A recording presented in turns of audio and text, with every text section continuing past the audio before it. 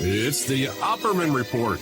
And now, here is investigator Ed Opperman.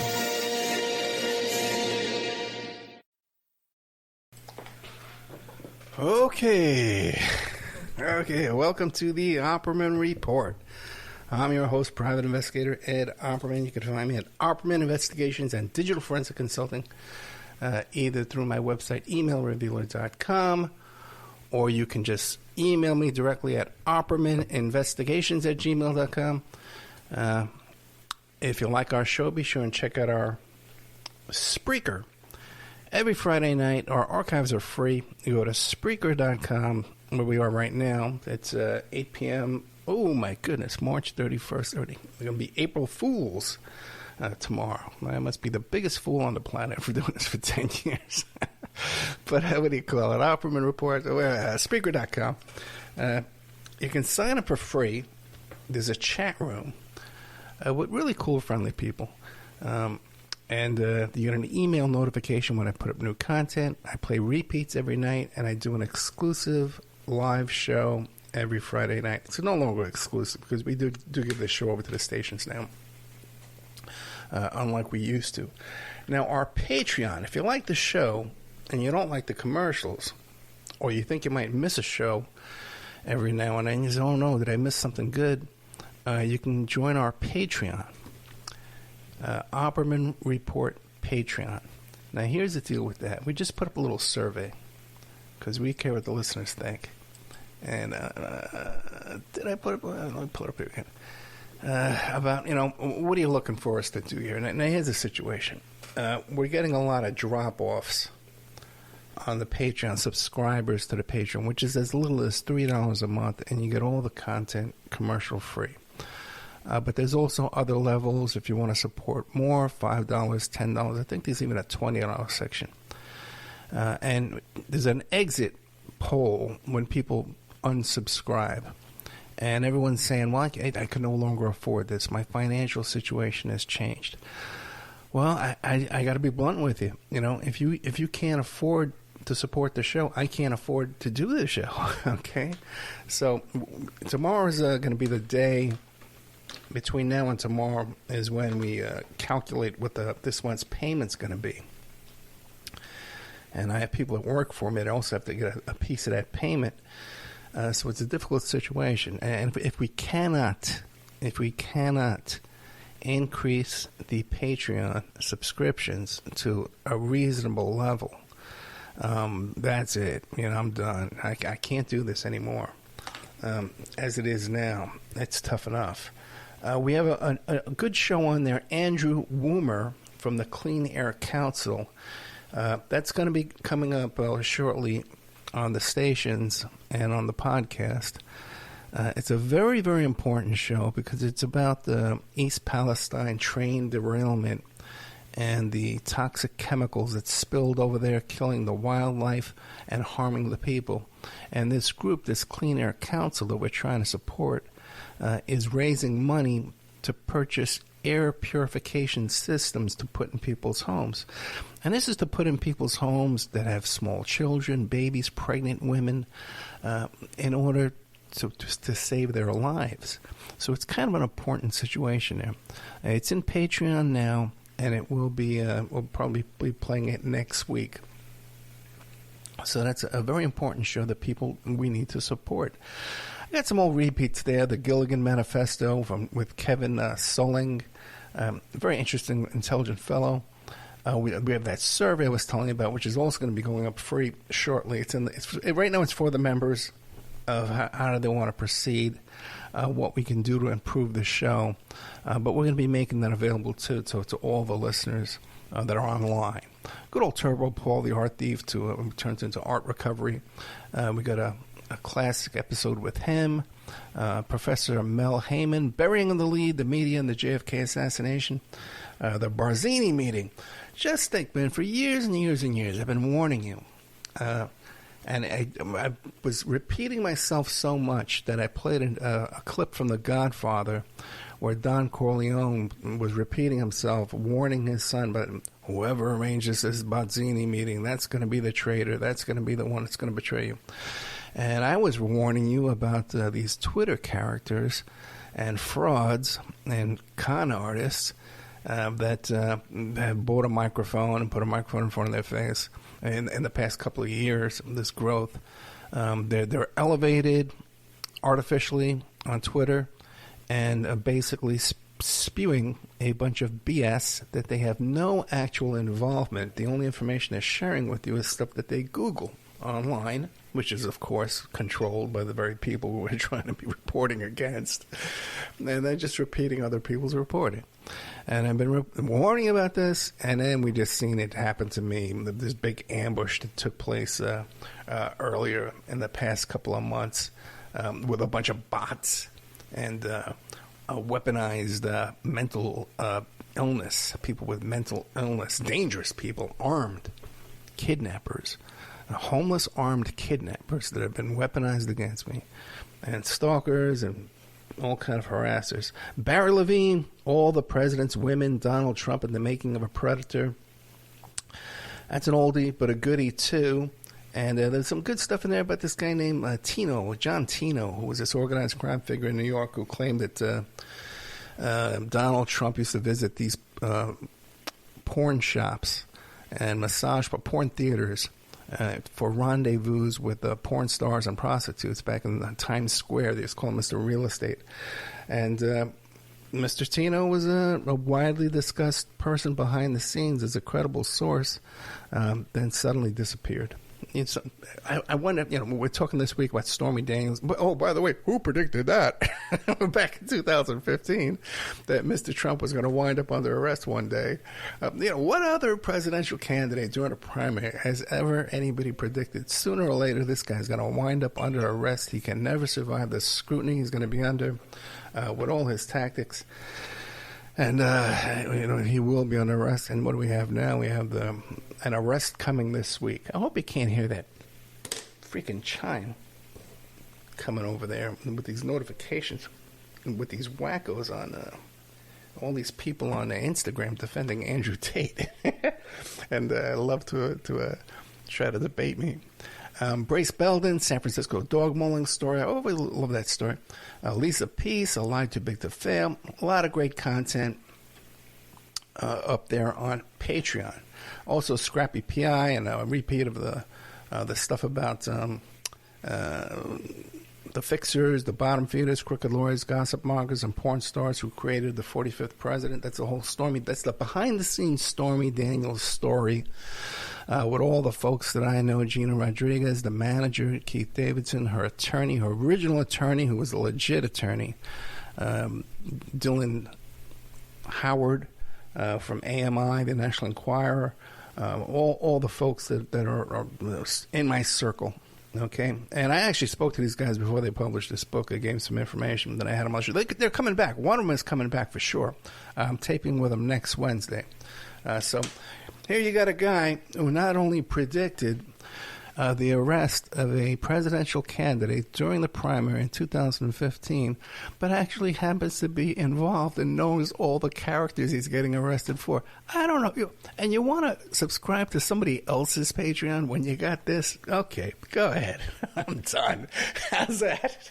Okay, well, if I'm not doing enough for you, man, that you can't increase your $3 subscription to a $5 subscription, then guess who's out of here? Ed Opperman, that's who.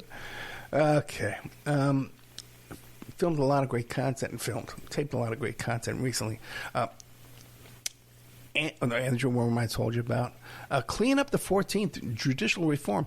This is about the Alec Murdaugh district and the court system down there where he lived in what do they call that? The Low Valley or something in South Carolina. And we have a woman who's done a lot of investigation into the old thing we've been talking about, how these judges and these attorneys and politicians, or someone like in the Stormy Daniels case, where they take out second mortgages, and magically these mortgages are repaid. And it's a way of making bribes, paying bribes to judges and politicians and prosecutors with no paper trail. You can't bring them a bag of cash. You can't mail them a check. You can't do a wire transfer. All that's traceable. But if they take out a second mortgage or a mortgage on their paid-off home, and then suddenly someone else pays off that mortgage, there's very little ability to trace that transaction, okay?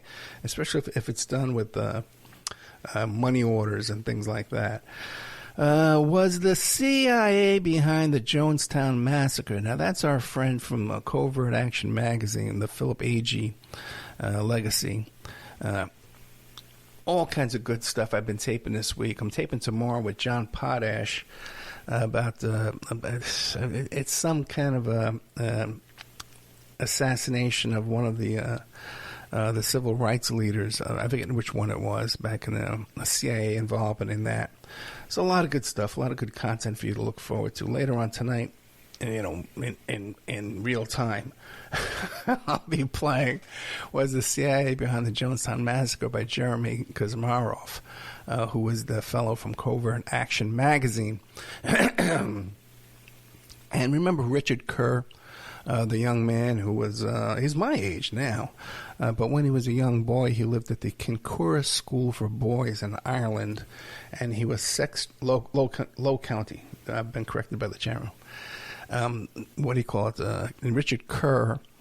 I'm playing him tonight because there's new information about that. He's found a video of his abuser who was being interviewed on YouTube by these fellows who are probably the worst interviewers on the face of the earth. Just to ask a question, they took 20 minutes just to ask a question. I could barely sit through the thing, but for Richard Kerr, it was traumatizing because that's the guy who trafficked him to Roy Cohen, by the way, Mr. Roy, as he called him.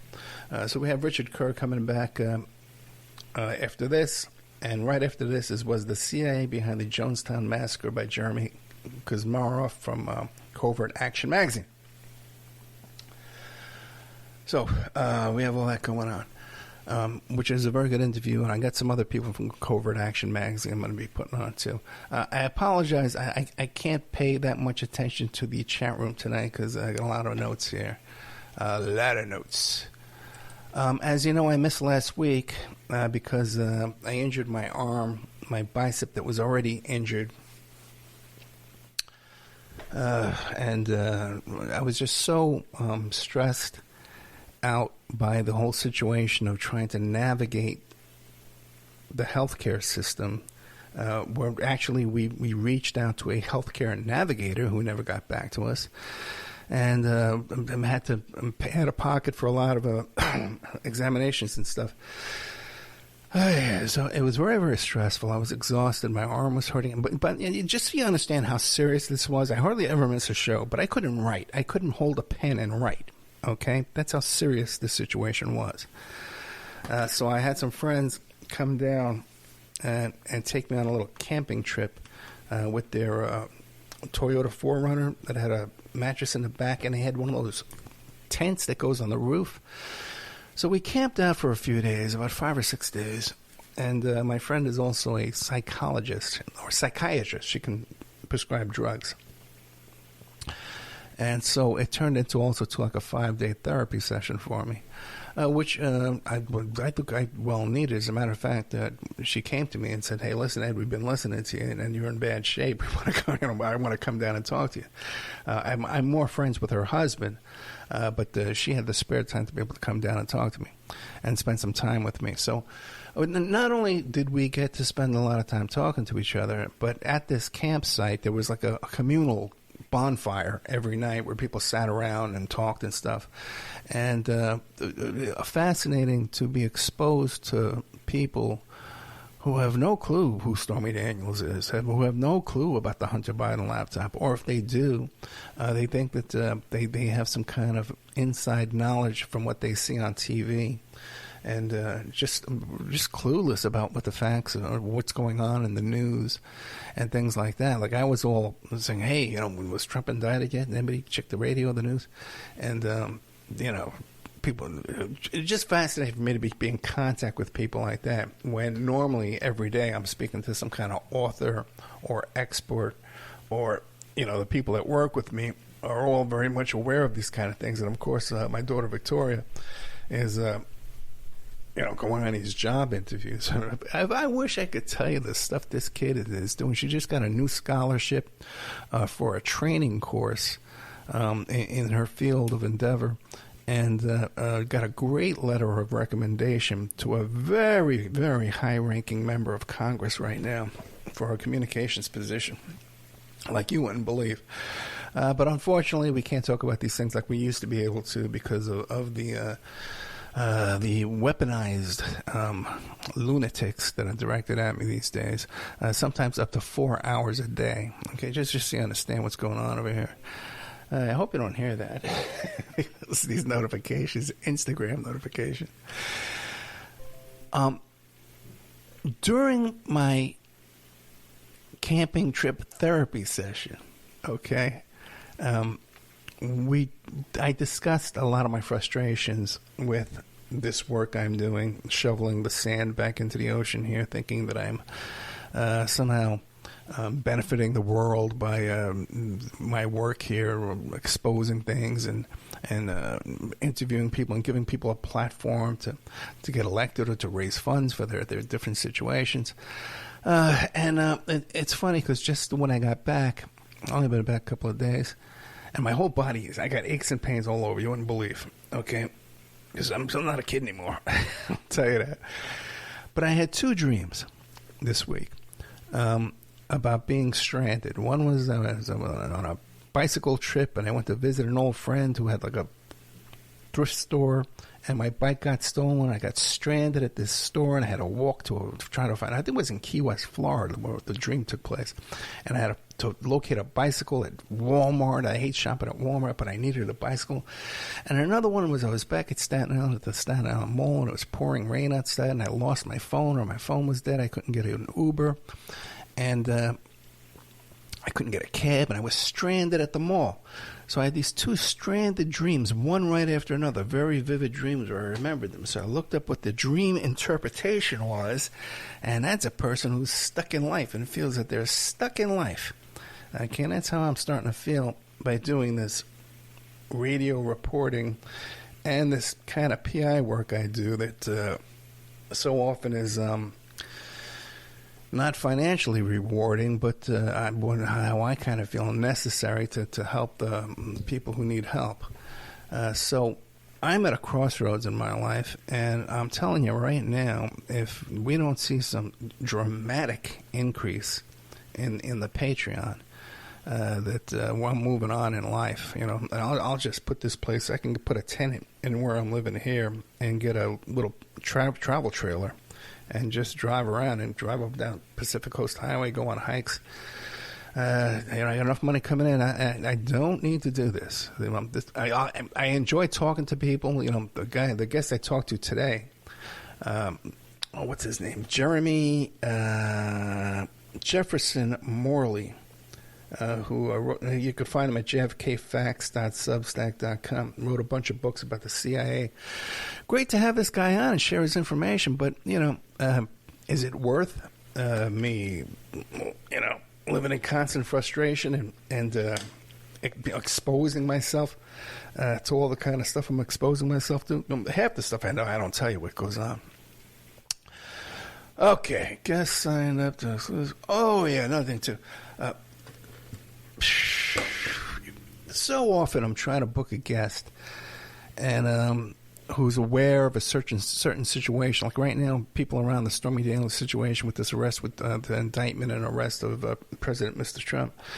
And I reach out to them, and they can't come on the show because they've been hooked up and signed up exclusively by the networks. And they can't do outside interviews. And it's my opinion, it's been my experience that this is by design, because when they're on MSNBC or they're on CNN, they're not going to be asked the questions that I'm going to ask them. Okay, that's just never going to happen. And things that I know are not going to get out. So that's a situation I just wanted to point out to you. Now, with the Stormy Daniels indictment this week, there's 34 counts against President Mr. Trump. Now, in my opinion, that can't all be related to Stormy Daniels, to the Stormy Daniels hush money case the porn star who slept voluntarily with the before he was president. It was 10 years before he was president when this one took place. And as you know, I know just about everybody involved in that deal, and we've talked about that to death. In my estimation, and I'm not getting this from anybody involved directly, but I do not think that all those 34 counts are related to the Stormy Daniels payoffs. I think there's other financial transactions that will be included in this, and I think they involve Alan Weisselberg, who was Trump's chief financial officer, who's in prison right now at 75 years old. So there's that. Now, one thing people don't realize that maybe even I haven't shared with you is that the folks that are behind this Stormy Daniels deal, people like Gina Rodriguez, who was my client, she was my agent, she was Stormy Daniels' agent, have also been involved in many of the other high-profile cases that I've described to you in the past. The Sarah Palin case came to me from Gina Rodriguez. Now, she shortly dropped out of that because I guess there wasn't profitable enough for her. And I continued on with the client Shelley Tripp on my own for no compensation. And that case wound up in Sarah Palin dropping out and declaring that she wasn't going to run for president after all of the evidence in the storage locker in the Alaska Sheriff's Department storage locker came to my office in Nevada. The same day I received it was the same day she made the announcement saying that people are making these allegations that my husband's having an affair, and that's why I'm not going to run for president. So it's the same people around that case, too. So people who are trying to tell me around this campfire, well, all this Stormy Daniels, if this was true, it would be all over the news, and it's all politically motivated, and they're all paid off. Well, that's not the case, man, because I know these people, and they're not politically motivated. In fact, some of them, I would love to bring them certain situations. Right now I'm working on one. But they're conservative Republicans. They didn't want to take those cases. Gina Rodriguez, who was behind the Stormy Daniels deal, and who also made the decision to bring in Michael Avenatti, okay? Now, I got no problem with Gina Rodriguez, by the way. I have no gripe with her. We're no longer... we're not on bad terms. We're definitely not working together any longer. I had my whole church praying for her when she had some kind of medical issues. But, a hustler. She's also the manager for Mama June, who is the mother of Here Comes Honey Boo Boo. And if you watch that series, Mama June from Not to Hot, she's actually on there. She produces that or whatever. She's, runs that thing. She was Octomom's agent. She was the agent for all of Dr. Drew Life Changers guests. I was on there. She was also used to supply the Dr. Drew drug rehab people there. I met her through the Tiger Woods case. So a little background on the folks who are behind this Stormy Daniels deal. It's not a politically... By the way, Gina Rodriguez, too, she was a Heather Leather... The one, the last Wienergate woman, Sydney Leathers. Sydney Leathers. She was the agent for her, too, as well. And also, too, facilitated the first... images that went forward that I actually recovered from the phone. The woman Maria, who was the poker dealer in Las Vegas, the first Wienergate case, how that wound up with over there with Bannon, I don't know. I have nothing to do with that part of stuff. I can only tell you what I know. So, what do you call, who was that guy? Ashton Kutcher, that case too. She got me that case too. So, at one point, half the stories you saw on TMZ each night were produced by Gina Rodriguez, who was behind the Stormy Daniels deal. Okay, and kind of screwed things up by bringing in this Avenatti character who thought he can get more money, and just wound up ripping off everybody in sight. Now, let's say we're doing our time. I might need to take a mid-break Oh, we're doing good. We're mid right now. If I want to take a mid break, I can mid break right now. Well, there's a lot more coming, so don't go running away or going to sleep. Fascinating Michael Cohen Mea Culpa podcast and it's called Former Giuliani Henchman Lev Parnas Exposed the Trump Crime Syndicate. Now, I heard about this from a friend of mine on Twitter.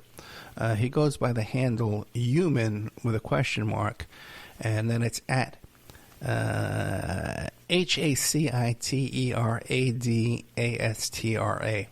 And I got to tell you, he's a DJ in New York, and I'm super impressed with this guy. He's really tuned into what's going on. He listens to this show. I hope it's okay. I asked for his permission to say his name. I can bleep it out if I have a problem. If you have any problem, I'll bleep it out for him in the repeats. Now, the thing is, this guy's super tuned in to what's going on in New York. A very savvy guy. I've invited him on the show as a gift. He says, "Nah, I'm just a DJ. I'm a DJ in New York." You know, he's just into this kind of stuff. So he tips me off to this podcast with Michael Cohen and Lev Parnas. Now, Lev Parnas, what was it, like on 3 years on house arrest, and then got like 4 months in Otisville, I think it is, you know, and now he's back home on house arrest under this COVID consideration that they give you. But this guy's spilling his guts. Now, I've tried to book Lev Parnas before, and I'm going to reach out to him again because he's got some interesting information about the Hunter Biden laptop. Now, believe it or not, there's a connection between Stormy Daniels and the Hunter Biden laptop. Last week, I think I talked about it last week when I pre-recorded before my trip.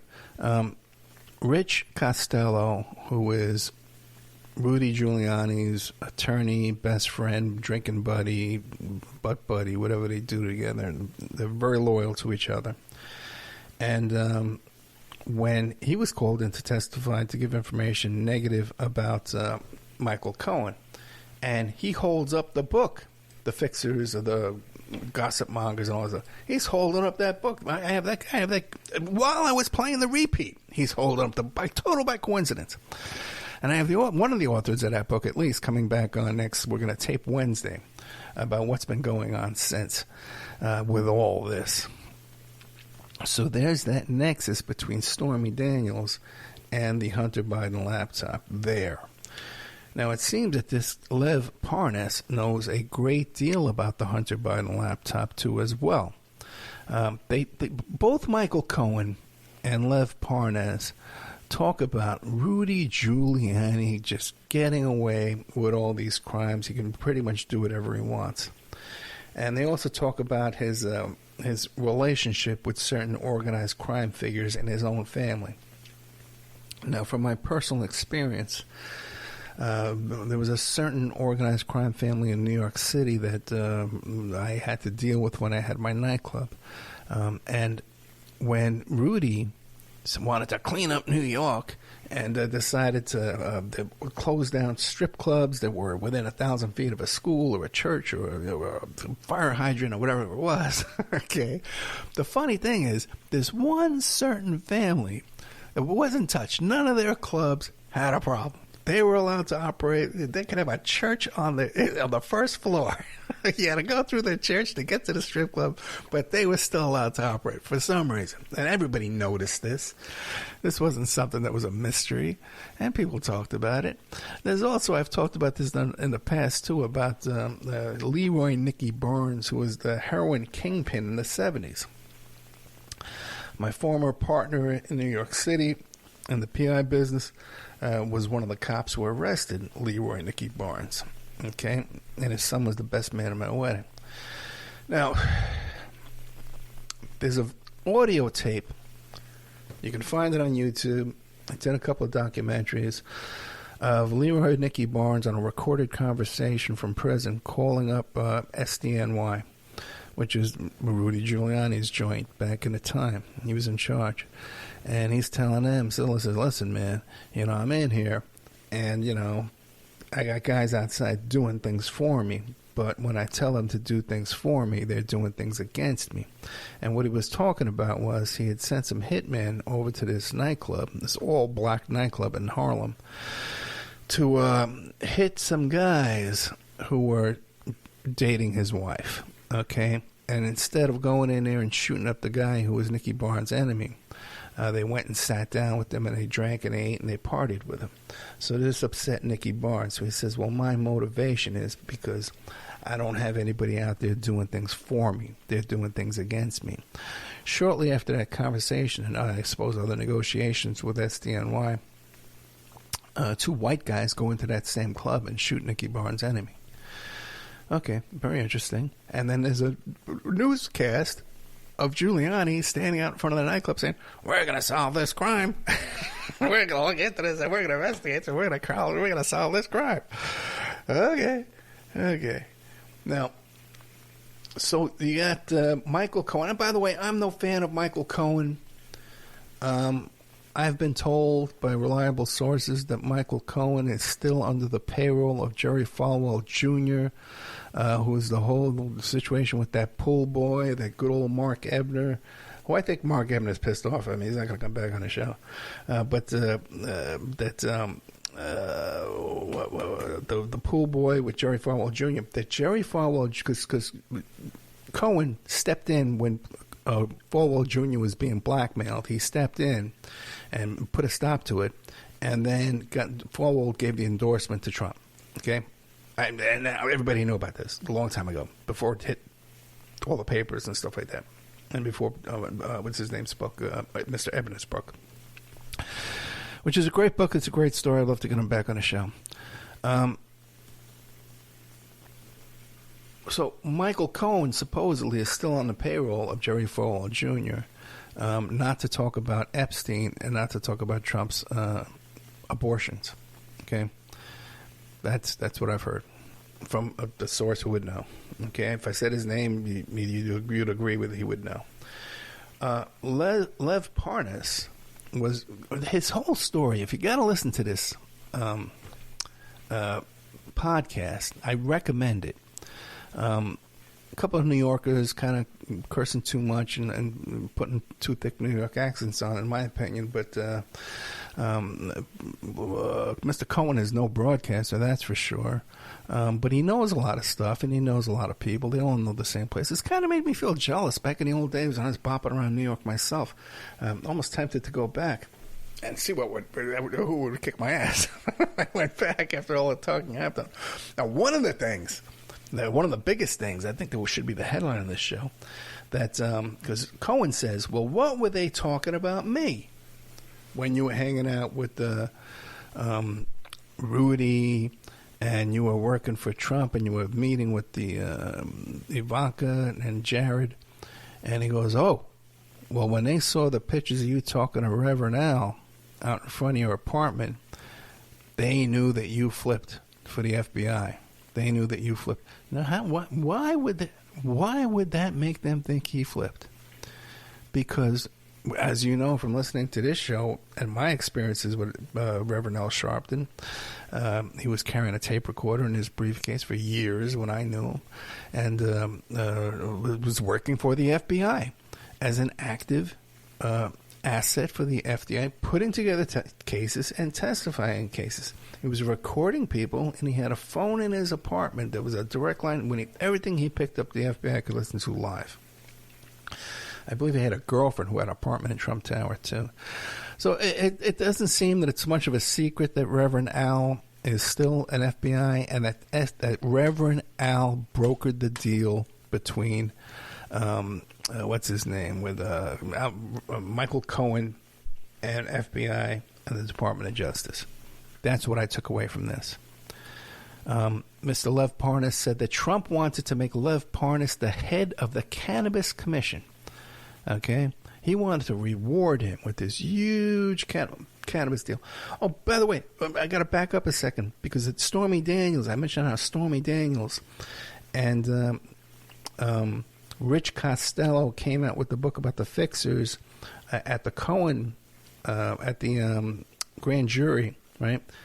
the reason why that connects to the Hunter Biden laptop is because Rich Costello was there during all these negotiations over the Hunter Biden laptop that Dr. Keith Abloh was in possession of and wanted $2 to $3 million for.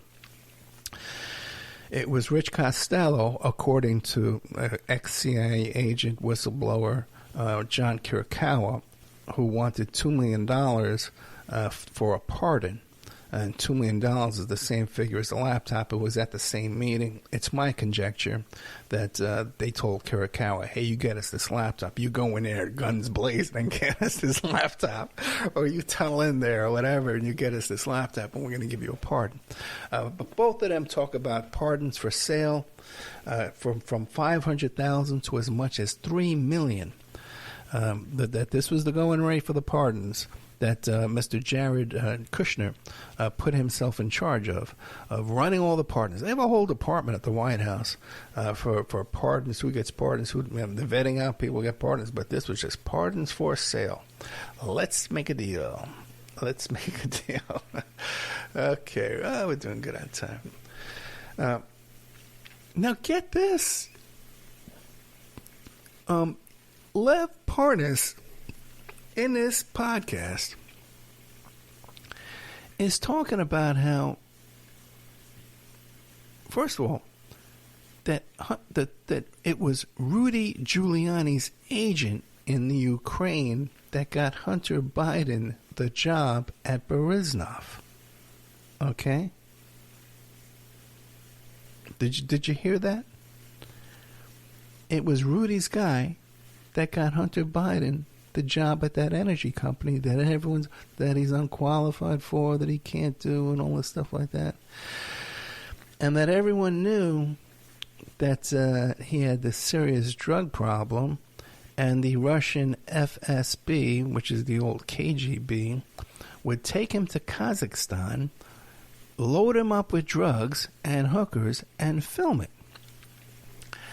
And that Rudy knew all about this and knew all about this stuff and this laptop back in 2019. And everyone says, how the hell did this guy in Delaware get a hold of this computer with all this stuff? I have by the way, there's a guy out there that's been helping me out with the Hunter Biden audio. Okay, I got more audio for you, man. I can't find your information. I can't find you. We've been communicating, I suppose, mostly through Instagram, and I can't find you anymore, man. I need you to get a hold of me right away, because we got a lot more information on this, and there's a lot of stuff going on in the background. So please get a hold of me if you've been listening this long. I should have said this at the beginning of the show. Parnas says that Rudy knew about the computer way before it got to the Delaware computer repair shop. And by the way, where did it go from the Delaware computer repair shop? It went to Rich Costello. Again. Okay? All over that laptop, man. Okay? But that the material we see of this drugged out Hunter Biden was all set up by the FSB, the KGB, where they would lure him, supply him with hookers, film it, supply him with drugs, and then load her up onto the laptop. Let's see what else here. The same agent. Lev Parnas also said that he's the one that arranged that perfect phone call where Trump is extorting Zelensky. And they were just like sitting around a table. And or like off the top, Trump says, hey, can you get me Zelensky on the phone? He goes, oh, yeah, I'll get Zelensky right now. And Trump just off the cuff starts extorting this guy for hey, we're going to hold up your aid unless you investigate the Bidens. All this stuff has been going on about this, setting up this stupid Hunter Biden laptop stuff. When Lev Parnas was arrested, he was getting on a plane to Vienna to visit Burisma, but at the and you know who he was going with? He was going to go there with Rudy Giuliani and Sean Hannity, because Sean Hannity was going to get an interview over there. Okay? And at the very last minute, like within an hour, Rudy drops out. And the whole thing was Rudy was going to go there and handle the package, which was the laptop. Okay? Now, what do you call it? Rudy drops out at the last second. See, he must have known the FBI was on their way into it because Lev Parnas was arrested boarding that plane. I suppose Hannity was not. Okay. So that's a lot of information. Okay? A lot of information from somebody who knows what they're talking about, who knows the characters involved. And I have a whole audio clip of all the interviews I've done that for the first time they've been put in all in one place, but now we have some information we need to add to that, and I want to use this to get an interview with Lev Parnas, and I think I can get a lot more out of him than good old Michael Cohen did. Okay, a couple of quick things. We got some time. Let's see how much time we got left. There's good stuff coming up too. This isn't filler tonight. Okay. I have been telling you about how Netflix came to me and wanted to put me on their media list for their upcoming shows and documentaries and things like that. And I had dropped the ball. I didn't sign up for their pre-screener media or, access thing. It was just too complicated for me. I didn't feel like doing it. Because I'm not getting paid, right? It's $3 a month is too expensive to support the Patreon. So I guess it's not worth my time either, right? So anyway, Netflix contacted me again, and I will be getting an interview with that fellow with the Waco documentary that came out right now with the director of the Waco documentary. I'm going to be taped with him on Wednesday. Okay. Another thing that happened completely out of the blue. Remember that show I did about Ed's experience with human trafficking? And I talked about Annika Mack, the young woman. She came to me. She applied for a job. And I looked up her resume and I Googled her name. I saw that she did motivational speaking and that she was sex trafficked in Las Vegas and actually kept in a garage where she developed gangrene in her toes and her legs, and she started smelling so bad and one pimp sold her to another pimp, and they actually dumped her off at the ER. And her first contact with the police, they were going to arrest her. She had to have a finger and a toe amputated, all kind of stuff like that. And then another friend of mine who will remain nameless, who was held captive up by Lake Mead with this meth lab guy. And finally, when the police came and arrested him for the meth lab, they wouldn't arrest him for having her abducted all that time. They said there was no proof, so he got away with kidnapping for 2 years. Okay? Another woman who I had met, who was actually tied to a chair by her abductor. Again, no charges with the police. But another one I told you about with this lovely young woman who was held prisoner in a compound in Texas by a fellow that started out as her boyfriend, but she was locked into the home, and even outside of the home there was a big fence and a gate that was unable to scale, and she was able to escape one day. Okay, and that's what I thought. I'm back in touch with this woman. Okay, she's got a 9-year-old son now. She's a widow and had a great marriage with a wonderful fellow, but unfortunately he had a medical issue and he passed away. And we've been talking, and I found out, I never realized this originally, but her abduction case was 4 years. She was held in this house, this locked house, windows nailed shut, padlocks on the doors and windows, and then a big gate with chains on it around the whole place. And she would escape by a miracle. Otherwise, she'd still be there right now. So she got out of there after 4 years. So I just wanted to add that little tidbit to that story. If you've ever gone back and looked at the episode Ed's Experience with Human Trafficking. Oh boy. Okay. Now, what's this? Covenant School. There was a shooting in Tennessee, right? Let me see if I can find that thread. Oh, God, here it is. Covenant Presbyterian School in Tennessee.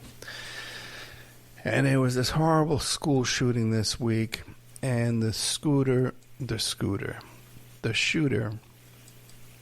was trans.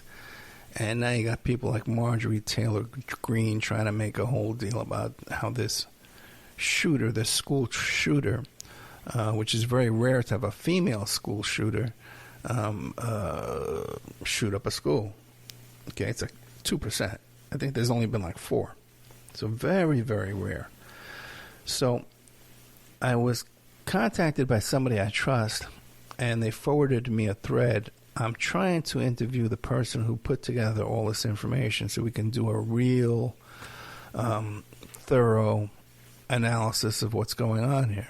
But it turns out that the Covenant Presbyterian Church and its church-run school that was targeted in the tragic shooting was the center of a complex child sexual abuse scandal from 2002 to 2012, which fits within the dates that the shooter attended that school.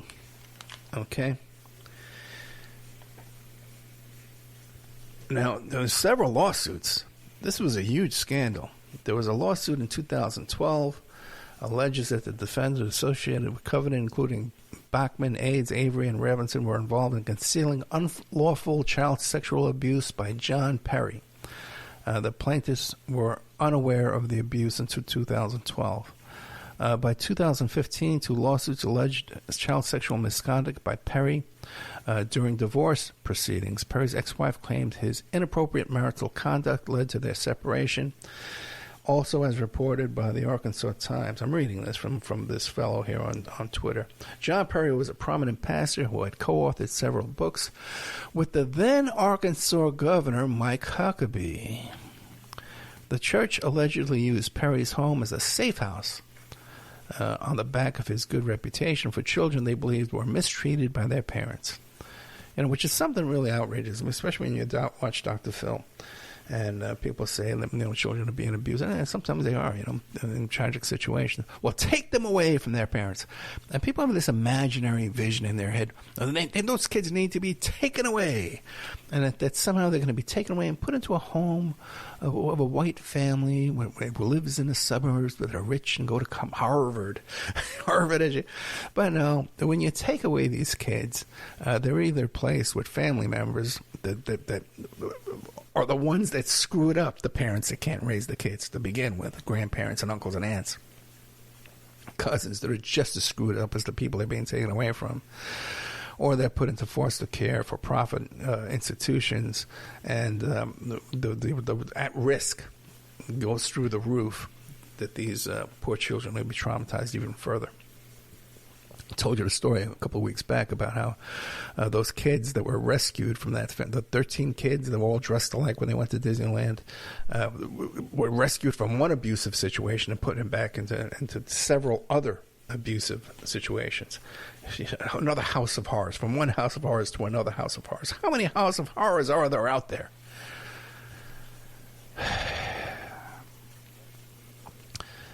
Now, so Mr. Perry's his home was used as a safe house. This arrangement allowed the church to remove children from their homes and place them under Perry's care, raising serious concerns about the safety and protection of these vulnerable children in the hands of a confessed child molester.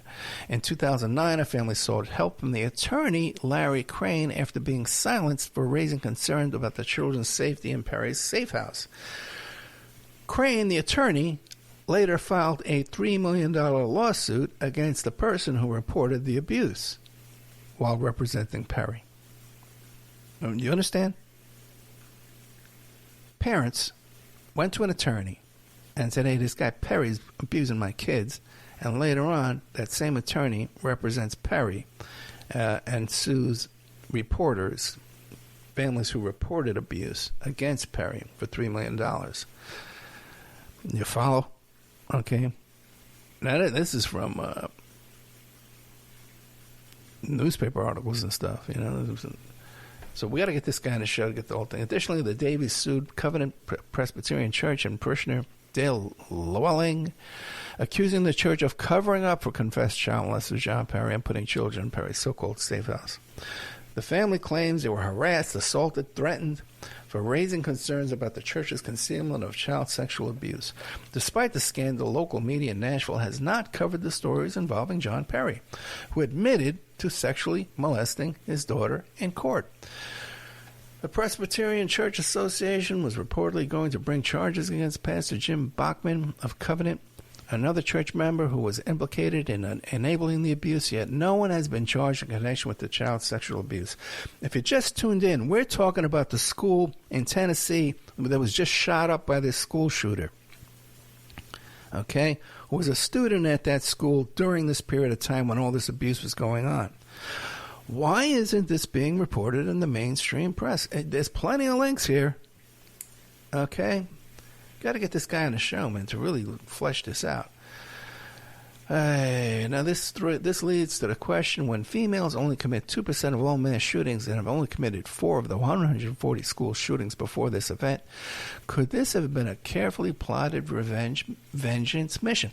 You notice at the beginning of the reporting, they kept saying, oh, no, she wasn't targeting anybody in particular. No one, police don't think anyone was being targeted. This was random. Nobody was being targeted. Why did they keep bringing that up? Yeah, they never bring that up in any of the other shootings, that there were targeted people, you know. Did Audrey Hale decide to partake in a tragic act of vigilante justice to try and bring attention to sexual crimes for which no one had ever been forced to pay? The ages match up. Audrey, born around 1994, would have been an elementary middle schooler sometime between 2002 and 2012 when the alleged abuse happened. Covenant Presbyterian taught kids from K-6 grade. Could Audrey have been a victim too? I see a picture of this poor kid, Audrey, when she was younger.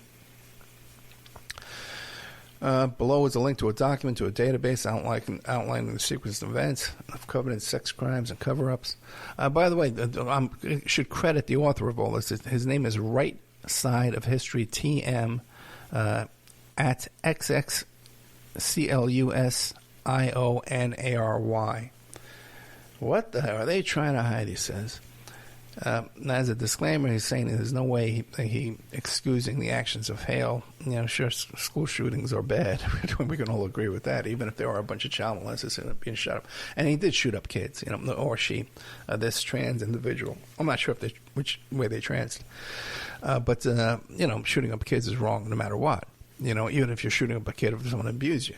You know, there's some type of revenge. And even that's wrong, you know. Some people would say an eye for an eye, but I don't believe that. Hey, now, another potential piece of the puzzle, Hale messaged her middle school basketball teammate on social media, informing her she was going to die by suicide. And one day this will make more sense, Hale wrote. I've left behind more. And then they have a screenshot of her saying how...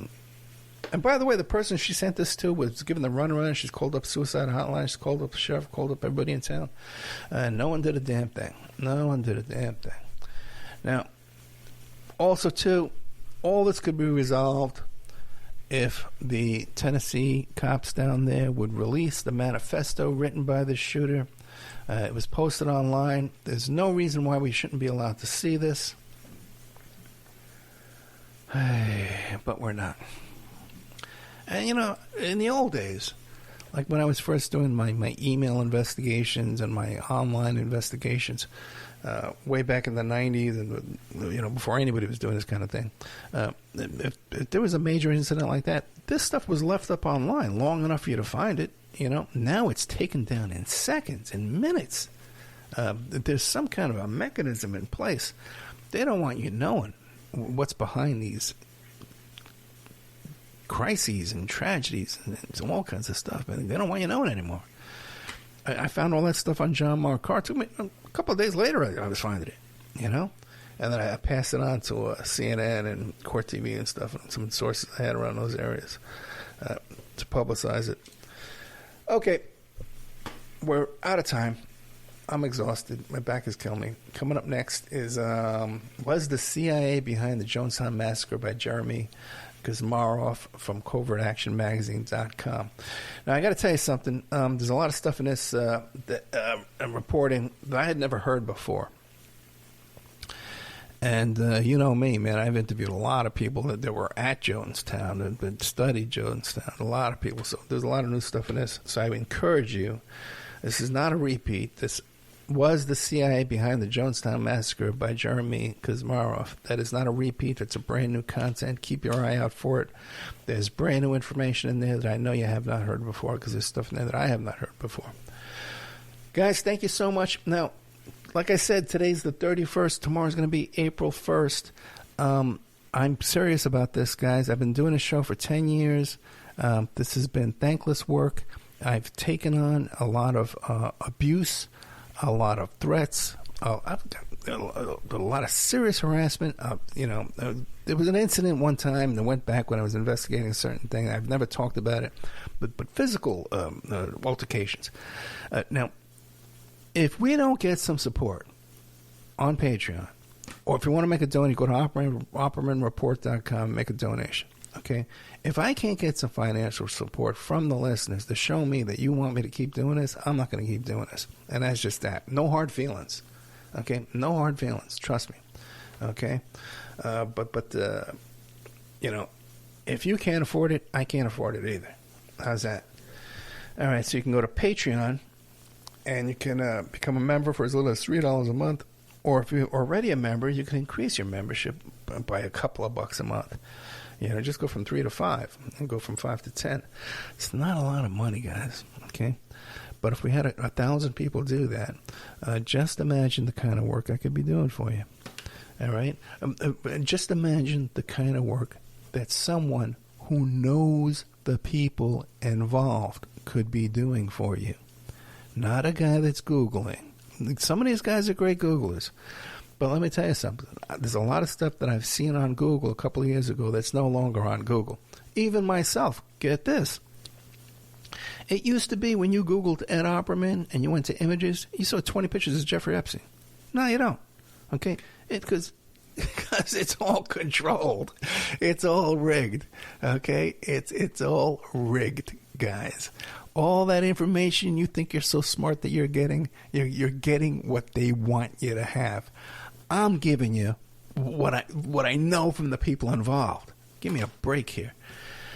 Patreon, Opperman Report Patreon. You go to OppermanReport.com. You hit the donate button. You can go straight to PayPal. Opperman Report at PayPal. Make a recurring donation of $2 a month, and I'd be happy. Okay? And great show. Don't quit, Ed. We love you. You're the best. Yoo-hoo, the best. You're the best at getting beat around. Okay? All right? The best at being targeted by weaponized lunatics. All right? All right, guys. Good night. Thank you so much. Chat room, I'm not mad at you. I love you. And I do love the listeners, too. Everyone does support the show. I do love you for that, too. Don't send me an email saying, hey, Ed, I can't afford it. I understand if you can't afford it. But there's plenty of people that can't afford it, okay? There's plenty of people out there that can't afford it. All right? So that's all I'm saying. Give you a lot of information tonight. All right, guys. Good night.